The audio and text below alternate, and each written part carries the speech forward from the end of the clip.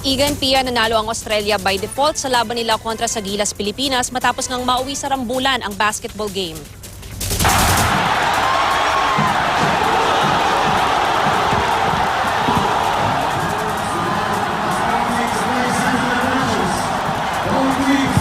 Basketball na nagtapos sa boxing ang nangyari sa FIBA World Cup qualifier game sa pagitan ng Gilas, Pilipinas at Australia Boomers ngayong gabi. Nagkainitan sa court sina R.R. Pugoy at ang top scorer ng Australia na si Chris Goulding sa third quarter. Maya-maya, sumali na sa away ang ibang player.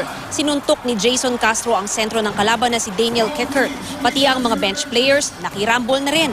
Ang Gilas guard na si Matthew Wright, hinabol pa sa court ang isang Australian player. Tinigil ang laro at pinapunta sa kani-kanilang bench ang mga koponan.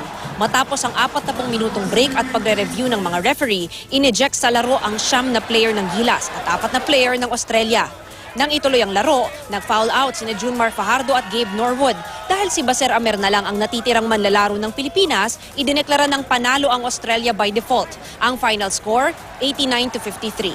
Nagdesisyon ng FIBA na wag nang magkaroon ng post-game press conference para hindi na magkagulo pa. Narito ang pahayag ni Matthew Wright. It was just a chippy game.